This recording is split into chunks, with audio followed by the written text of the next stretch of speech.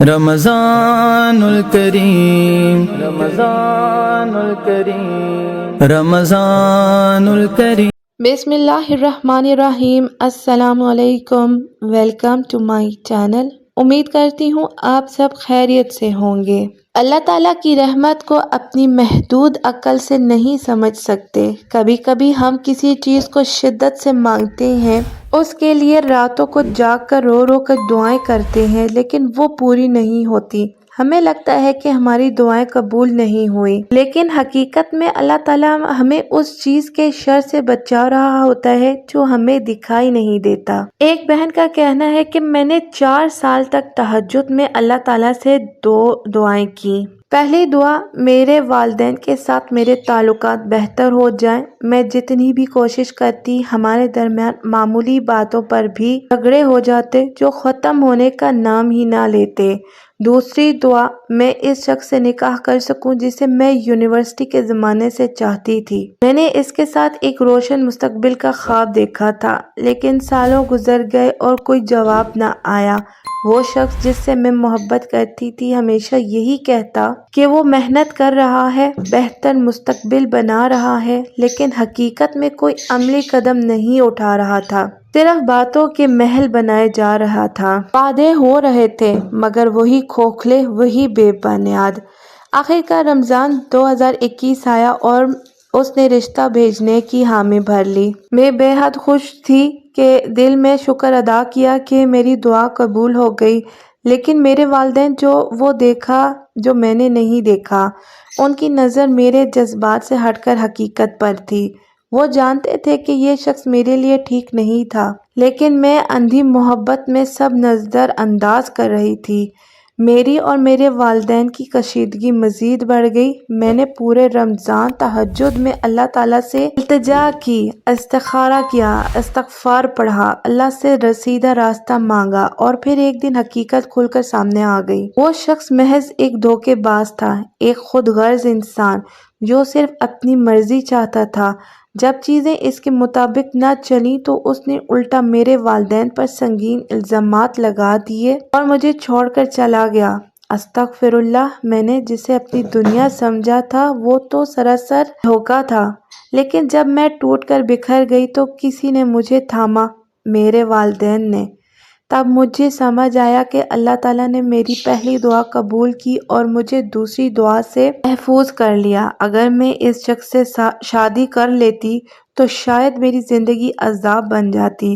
جو شخص آج مشکل وقت میں ساتھ چھوڑ سکتا ہے وہ کل کیسا میرا محافظ بن سکتا تھا۔ یہی اللہ تعالیٰ کی حکمت ہے۔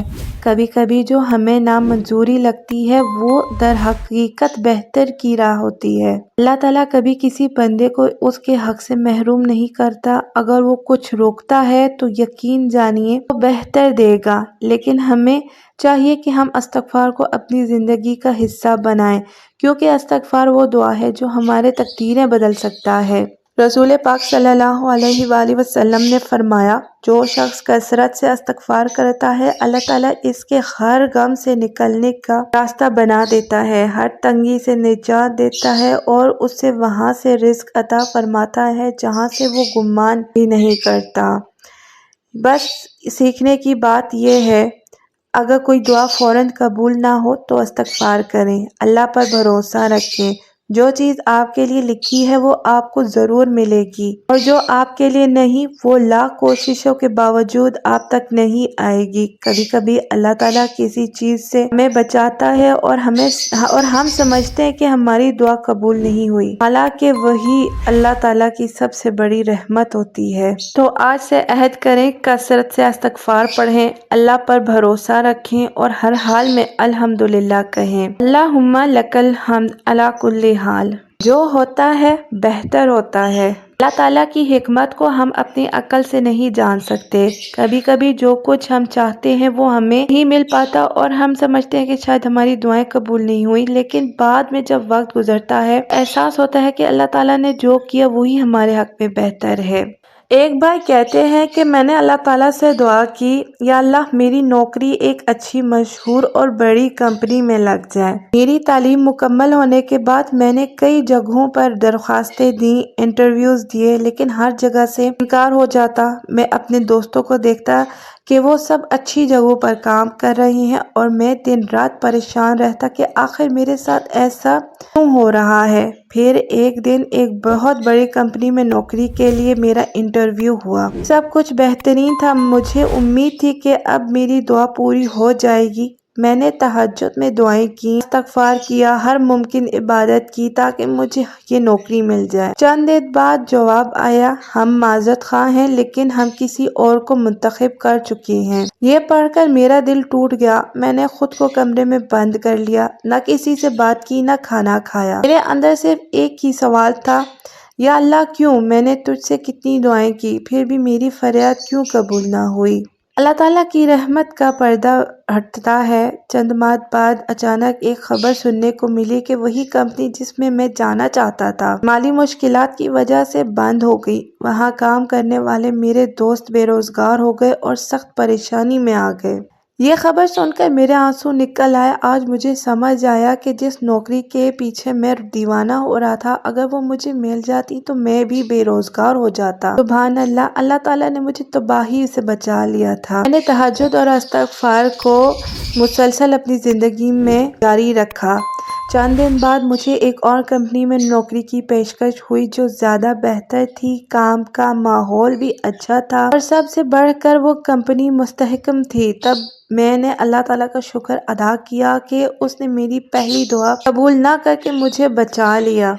کبھی کبھی جو ہم مانگ رہے ہوتے ہیں وہ ہمارے لیے نقصان دہ ہوتا ہے، اور جو نہیں ملتا وہی اللہ تعالیٰ کی رحمت ہوتی ہے۔ استغفار کو اپنی زندگی کا حصہ بنانا چاہیے، کیونکہ استغفار ہر بند دروازہ کھول سکتا ہے۔ جب کوئی دعا پوری نہ ہو تو اللہ پر پورا یقین اور بھروسہ رکھنے کے ساتھ ساتھ استغفار اور تہجد کو اپنی زندگی میں شامل کرنا چاہیے، اور وہ ہوگا جو آپ کے حق میں بہتر ہوگا۔ رسول پاک صلی اللہ علیہ وآلہ وسلم نے فرمایا، کوئی بھی بندہ اگر یہ سمجھے کہ اللہ تعالیٰ نے اس کی دعا قبول نہیں کی تو وہ استغفار کرے، کیونکہ اللہ استغفار کرنے والوں کو مایوس نہیں کرتا۔ یہ حدیث ترمذی ہے۔ کبھی بھی اللہ تعالیٰ کی رحمت پر شک نہیں کریں، استغفار کو اپنی عادت بنائیں اور ہر حال میں الحمدللہ کہیں۔ الحمدللہ علی کل حال۔ دنیا کی سب سے بڑی نعمت وقت ہے، زندگی کی سب سے بڑی ضرورت بھی۔ سونے پہ سہاگا یہ ہے کہ اللہ تعالیٰ نے انسان کو ماضی، حال، مستقبل کا شعور دیا۔ ہو سکتا تھا کہ انسان کو اس وقت کے چلنے کی، ادوار کے پلٹنے کی تحسیس نہ ہوتی، یا یہ تینوں ایک سے ہوتے، پر یہ تینوں مختلف ہیں۔ کیوں مختلف ہیں؟ تاکہ ہم محسوس کر سکیں ہم زندگی کے ایک دور سے دوسرے دور میں آ گئے ہیں۔ ہمیں زندگی کے ایک فیز سے دوسرے فیز میں داخل ہوتے ہوئے مشکل نہ ہو۔ ہمیں وقت کے سروں کا شعور دیا گیا کہ ایک سرا گزر گیا ہے، اب وہ سب موجود نہیں ہے۔ ہم یہ سمجھ لیں کہ وقت کیا ہے تو حال کو کبھی ماضی یا مستقبل پر ضائع نہ کریں۔ ماضی کو کیوں سر پر سوار کریں جبکہ وہ اب موجود نہیں؟ کیوں مستقبل کی اس سوچ میں حال ضائع کریں جو شاید کبھی آنا ہی نہیں؟ حال یہ بہت طاقتور ہے، جو جتنا حال میں ہے اتنا باشعور ہے، اور جو جتنا حال میں ہے اتنا زیادہ شکر گزار ہے، شکر ادا کرنے کے قابل رہتا ہے۔ کیا آپ کو امی نے ڈانٹا ہے؟ وہ 10 منٹ پہلے کا واقعہ ہے، اب کا نہیں۔ آپ کیوں اب تک موڈ بنائے بیٹھے ہیں؟ آپ کو نہیں لگتا آپ کے ایموشنز یا آپ کی انا آپ کے حال کو کھا رہی ہے؟ پیارے، اپنے اوپر حاوی نہ ہونے دیں۔ کیا میٹرک میں سپلی آج آئی ہے؟ کیا آج آپ کو جاب سے نکالا گیا ہے؟ کیا آپ کا قریبی آج آپ سے جدا ہوا ہے؟ نہیں، یہ سب کچھ عرصہ پہلے کی بات ہے۔ اللہ تعالیٰ نے عرصہ اسی لیے گزار دیا کہ آپ اب کو محسوس کر سکیں۔ ابھی آپ کے پاس کیا کیا رحمتیں ہیں اللہ تعالیٰ کی، ان کو گن سکیں۔ آپ جتنا حال میں رہیں گے اتنا ہی جلدی پریشانیوں سے، تنگیوں، تکلیفوں سے نکل آئیں گے۔ بس آپ کو محسوس کرنا ہے کہ اس وقت آپ کے حال میں کیا ہے۔ حال ہوتے ہوئے ماضی یا مستقبل کی فکر میں رہنا ایسا ہی ہے جیسے آپ کے پاس اچھی جاب ہو، ڈیوٹی کا وقت آپ یہ سوچ کر ضائع کریں کہ پہلے اچھی جاب ہوتی تو یہ کر لیتی وہ کر لیتی، جبکہ تقدیر یہی تھی۔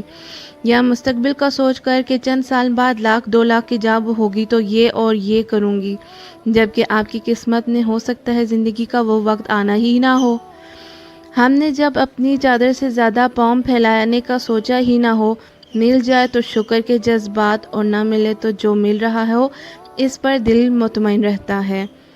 اور رہی ہماری تکلیفیں، ہمیں اور آپ کو جن تکلیفوں کا سامنا ہے وہ ایگزسٹ ہی نہیں کرتی۔ کیونکہ یہ صرف ہماری سوچوں، ہمارے ذہن کی بنائی ہوئی ہیں۔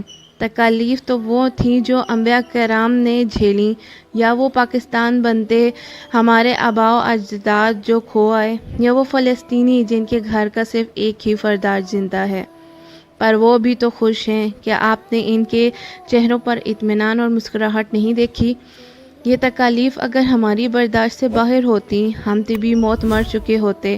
ہم مسلمانوں کے لیے اچھی بات تو یہ ہے کہ ہم ایمان رکھتے ہیں بدلے کے دن پر، پھر کیسا غم دوستو اگر ہمارا آخرت پر ایمان پکا ہو جائے، بدلے کے دن پر یقین ہو جائے، تو یہ سب مشکلات آہستہ آہستہ بھولنے لگیں گی۔ کیونکہ ان کی حقیقت کچھ نہیں۔ جو بچھڑ گئے ہمیشہ کے لیے تھوڑے ہی نہ بچھڑے ہیں، دوبارہ آخرت میں آمنا سامنا باقی ہے، ملنا باقی ہے۔ وہ ہمیں دوبارہ مل جائیں گے، مگر وہاں ہمیشہ کی زندگی میں اکٹھے رہنے کے لیے ایمان شرط ہے۔ ایمان حاصل کرنے کے لیے ہم قرآن پڑھتے ہیں، اور قرآن کا پہلا سبق الحمد